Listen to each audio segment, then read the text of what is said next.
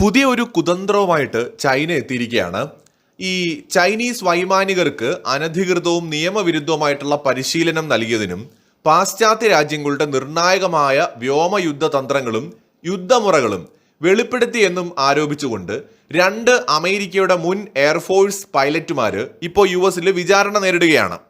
ഏതാനും മാസങ്ങൾക്ക് മുമ്പ് ഇത് വലിയ വാർത്തയായിട്ടുണ്ട്. കാരണം ചൈന എന്ത് ചെയ്തു എന്ന് വെച്ചാൽ അമേരിക്കയിലെയും യൂറോപ്പിലെയും റിട്ടയർഡ് ആയിട്ടുള്ള പൈലറ്റുമാരെ, എയർഫോഴ്സ് പൈലറ്റുമാരെ ചൈനയിലോട്ട് റിക്രൂട്ട് ചെയ്തു. ഇവരെ അങ്ങോട്ട് കൊണ്ടുപോകുന്നത് ചൈനീസ് പൈലറ്റുമാർക്ക് പരിശീലനം കൊടുക്കാൻ എന്ന് പറഞ്ഞുകൊണ്ടാണ്. വലിയ തുക ഓഫർ ചെയ്തപ്പോൾ പല അമേരിക്കൻ, യൂറോപ്യൻ റിട്ടയർഡ് ആയ പൈലറ്റുമാരും എന്ത് ചെയ്തു, ചൈനയിലോട്ട് പോയി. ഇവർ ഈ പരിശീലനം കൊടുക്കുന്നതിനോടൊപ്പം തന്നെ ഇവരറിഞ്ഞാണോ അറിയാതെയാണോ അമേരിക്കയുടെയും യൂറോപ്പിന്റെയും ഒക്കെ യുദ്ധതന്ത്രങ്ങൾ കൂടിയാണ് ചൈനയിലെ ഈ പറയുന്ന പൈലറ്റുമാരോട് പങ്കുവയ്ക്കുന്നത്, അല്ലെങ്കിൽ ആ ടെക്നിക്സ് കൂടിയാണ് പറഞ്ഞു കൊടുക്കുന്നത്. ഇതിൽ നിന്ന് ചൈനയ്ക്ക് എങ്ങനെയാണ് യുദ്ധ സമയങ്ങളിൽ അമേരിക്കയും യൂറോപ്യൻ രാജ്യങ്ങളും അവരുടെ പൈലറ്റുമാരെ ഉപയോഗിക്കുന്നത്, അല്ലെങ്കിൽ അവർ എന്ത് തരം തന്ത്രങ്ങളാണ് പയറ്റുന്നത് എന്നടക്കമുള്ള കാര്യങ്ങൾ മനസ്സിലാക്കാൻ കഴിഞ്ഞിട്ടുണ്ട്. ശരിക്കും ഇങ്ങനെ ഒരു വലിയ പിഴവ് സംഭവിച്ചത് മനസ്സിലാക്കാൻ അമേരിക്കയുടെയും ബ്രിട്ടന്റെയും അടക്കം രഹസ്യാന്വേഷണ ഏജൻസികൾ പരാജയപ്പെട്ടു എന്നതുകൂടി ഇവിടെ ഓർമ്മിക്കണം. വലിയ വീഴ്ചയാണ് അവർക്ക് പറ്റിയത്. എന്തായാലും അവരിത് കണ്ടെത്തുന്നു. അങ്ങനെ ഇത് വലിയ വാർത്തയാവുന്നുണ്ട്. ഇങ്ങനെ ചൈന വിവരങ്ങൾ ചോർത്തിയെടുക്കുന്നതിനെ കുറിച്ച് ഇന്ത്യ അടക്കമുള്ള രാജ്യങ്ങൾ വളരെ ഗൗരവത്തോടെയാണ് ഈ വിഷയത്തെ നോക്കിക്കണ്ടത്. അപ്പൊ ചൈന പുതിയൊരു തന്ത്രവുമായിട്ടാണ് ഇപ്പോൾ വന്നിരിക്കുന്നത്. നിലവില് അമേരിക്ക അടക്കം ലോകത്തെ ഒട്ടുമിക്ക രാജ്യങ്ങളും ഈ ചൈനയിലേക്ക് പോകുന്നതിനെ കുറിച്ചും അല്ലെങ്കിൽ അവിടെ പോയിട്ട് പരിശീലന ജോലികളടക്കം ഏറ്റെടുക്കുന്നതിൻ്റെയും ഒക്കെ ഗൗരവം, അതിന്റെ അപകട സാധ്യതകളെ കുറിച്ച് പൈലറ്റുമാരെ ബോധ്യപ്പെടുത്താൻ തുടങ്ങിയിട്ടുണ്ട്. ആ ഒരു അവബോധം സൃഷ്ടിക്കാനായിട്ട് ശ്രമിച്ചിട്ടുണ്ട്. അങ്ങനെ പുതിയ ആളെ കിട്ടാതായപ്പോൾ ചൈന എന്ത് ചെയ്തു എന്ന് വെച്ച് കഴിഞ്ഞാല് അമേരിക്കയിൽ മാത്രമല്ല ഇന്ത്യയിൽ ഉൾപ്പെടെ, ഇന്ത്യ അടക്കമുള്ള നിരവധി രാജ്യങ്ങളിലെ മുൻ നാവികസേനാ ഉദ്യോഗസ്ഥരെയും അതുപോലെ തന്നെ വ്യോമസേനാ ഉദ്യോഗസ്ഥരെയും ഒക്കെ തന്നെ ലക്ഷ്യമിട്ടുകൊണ്ട് ഒരു പുതിയ പ്രവർത്തന രീതിയുമായിട്ടാണ് വന്നിരിക്കുന്നത്. ഇതെങ്ങനെയാണെന്ന് വെച്ച് കഴിഞ്ഞാൽ റിട്ടയർഡ് ആയിട്ടുള്ള മുൻ പൈലറ്റുമാരോടോ നാവികരോടോ ചൈനയിലേക്ക് താമസം മാറാനോ അല്ലെങ്കിൽ അവിടെ പോയി താമസിച്ച് ഏതെങ്കിലും തരത്തിൽ സഹായങ്ങൾ ചെയ്യാനോ ഒന്നും പറയില്ല. പകരം നമ്മൾ ഒറ്റ നോട്ടത്തിൽ വളരെ നിരുപദ്രവകാരമെന്ന് തോന്നിപ്പിക്കുന്ന ഒരു അഭ്യർത്ഥനയാണ് അവർ മുന്നോട്ട് വയ്ക്കുന്നത്. ഭൗമ രാഷ്ട്രീയം അഥവാ ജിയോ പൊളിറ്റിക്സ്, പ്രതിരോധ സംഭരണം, സൈനികാഭ്യാസം, ദേശീയ യുദ്ധമുറകൾ, ആയുധങ്ങളുടെ സവിശേഷതകൾ തുടങ്ങിയ വിഷയങ്ങളെക്കുറിച്ച് ലേഖനങ്ങളും ഗവേഷണ പ്രബന്ധങ്ങളും എഴുതുക എന്ന് പറയുന്ന ഒരു ചെറിയൊരു ആവശ്യം മാത്രമാണ് ചൈന മുന്നോട്ട് വയ്ക്കുന്നത്. ഇവരുടെ വൈദഗ്ധ്യവും രഹസ്യ വിവരങ്ങളിലേക്കുള്ള പ്രവേശനവും ഉപയോഗപ്പെടുത്തി തയ്യാറാക്കുന്ന ഇത്തരം ലേഖനങ്ങൾക്ക് വലിയ തുകയും ചൈന വാഗ്ദാനം ചെയ്യുന്നുണ്ട്. ശരിക്കും പറഞ്ഞാൽ ഇതൊരു മറ്റൊരു തന്ത്രം തന്നെയാണ്.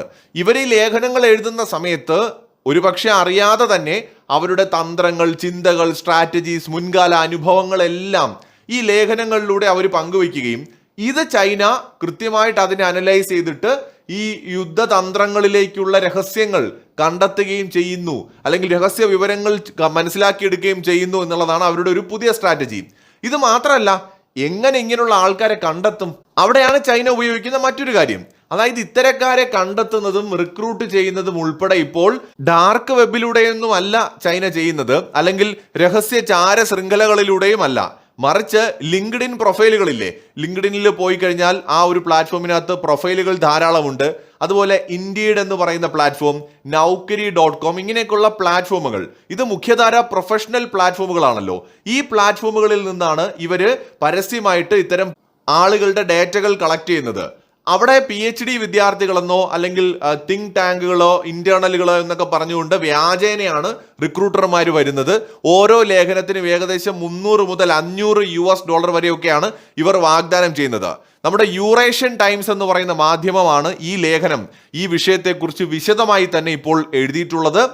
തുടക്കത്തിൽ വളരെ ലളിതമായ വിഷയങ്ങളൊക്കെ നൽകിക്കൊണ്ടായിരിക്കും ഇവർ അപ്രോച്ച് ചെയ്യുന്നത്. ഈ ലളിതമായ വിഷയങ്ങൾ നൽകി പിന്നീട് പതിയെ പതിയെ പ്രതിരോധ നയങ്ങൾ, ആയുധ സംവിധാനങ്ങൾ, സൈനിക വിന്യാസം, ആയുധങ്ങളുടെ പ്രകടനം തുടങ്ങിയ അതീവ സുരക്ഷിതമായ വിവരങ്ങൾ ആവശ്യപ്പെട്ടുകൊണ്ട് കൂടുതൽ പ്രതിഫലം ഓഫർ ചെയ്തുകൊണ്ട് സമ്മർദ്ദം ചെലുത്തുന്ന ഒരു തന്ത്രമാണ് ചൈന ആവിഷ്കരിച്ചിരിക്കുന്നത്. ഇന്ത്യയിലെ തന്നെ നിരവധി മാധ്യമ പ്രവർത്തകര്, പണ്ഡിതന്മാര്, പ്രതിരോധ ഉദ്യോഗസ്ഥര് എന്നിവരെയൊക്കെ തന്നെ വാട്സപ്പ്, ഫേസ്ബുക്ക്, ലിങ്ക്ഡിൻ തുടങ്ങിയ പ്ലാറ്റ്ഫോമുകൾ വഴി വാഗ്ദാനങ്ങളുമായിട്ട് ഇവർ സമീപിക്കുന്നുണ്ട് എന്ന് നമ്മുടെ യൂറേഷ്യൻ ടൈംസ് എന്ന് പറയുന്ന മാധ്യമം റിപ്പോർട്ട് ചെയ്തിട്ടുണ്ട്. ആ യൂറേഷ്യൻ ടൈംസിൽ വന്ന ലേഖനത്തിൽ ഒരു സൈനിക ഉദ്യോഗസ്ഥനെ ഹോങ്കോങ് സർവകലാശാലയിലെ PhD വിദ്യാർത്ഥികൾ എന്ന് അവകാശപ്പെട്ട രണ്ടുപേര് ലിങ്ക്ഡിൻ വഴി സമീപിച്ചുവെന്നും ഇവർ അന്താരാഷ്ട്ര ബന്ധങ്ങളുടെ മേഖലയിൽ പ്രവർത്തിക്കുന്ന ഒരു NGOയുമായിട്ട് ബന്ധമുള്ളവരാണ് എന്നും പ്രതിരോധ മേഖലയിലെ പ്രമുഖരുമായി ബന്ധപ്പെടാൻ ആഗ്രഹിക്കുന്നു എന്നും ഒക്കെ പറഞ്ഞിട്ടാണ് ഇവരെത്തുന്നത്. ആദ്യം ദക്ഷിണേഷ്യൻ ഭൗമരാഷ്ട്രീയത്തെക്കുറിച്ച് ഒരു ലേഖനം എഴുതാൻ ആവശ്യപ്പെടുന്നു അദ്ദേഹത്തോട്. അത് കഴിഞ്ഞാൽ ഒരു ലേഖനത്തിന് $300 നൽകുന്ന ചില ജോലികൾ നൽകാമെന്നും മാസം തോറും നിശ്ചിത വരുമാനം ലഭിക്കുന്ന കരാറിൽ ഏർപ്പെടാമെന്നുമൊക്കെ അദ്ദേഹത്തോട് പറയുകയാണ്. അപ്പൊ ഇത്തരത്തില് യൂറോപ്പിലെയും അമേരിക്കയിലെയും ഇന്ത്യയിലെയും ഒക്കെ ഇത്തരം വിദഗ്ധരായിട്ടുള്ള ആൾക്കാരെ സ്വാധീനിക്കാനുള്ള കുറുക്ക് വഴികളുമായിട്ട് ഒരു വലയുമായിട്ട് ചൈന ഇറങ്ങിയിട്ടുണ്ട്. അത് പ്രധാനമായിട്ടും ഈ പറഞ്ഞ പല സർവകലാശാലകൾക്കും വേണ്ടിയിട്ടാണ്, വിദ്യാർത്ഥികളാണ്, ഞങ്ങൾ PG ചെയ്യുന്നവരാണ്, ഞങ്ങൾ അധ്യാപകരാണ്, അല്ലെങ്കിൽ ഞങ്ങൾ സ്വതന്ത്ര മാധ്യമങ്ങളാണ് എന്നൊക്കെ പറഞ്ഞുകൊണ്ട് പല പേരുകളിൽ വലിയ തുക ഓഫർ ചെയ്തുകൊണ്ടാണ് ഇവർ ഇറങ്ങിയിരിക്കുന്നത്. സോ തീർച്ചയായിട്ടും നമ്മുടെ രാജ്യത്തെ സംവിധാനങ്ങൾ ഇതിനെക്കുറിച്ച് അവെയറാണ്. യൂറേഷ്യൻ ടൈംസിൽ ഇങ്ങനൊരു ലേഖനം വന്നതുകൊണ്ട് പ്രേക്ഷകരുമായി പങ്കുവച്ചതാണ്. മറ്റൊരു വീഡിയോയുമായി വീണ്ടും കാണാം.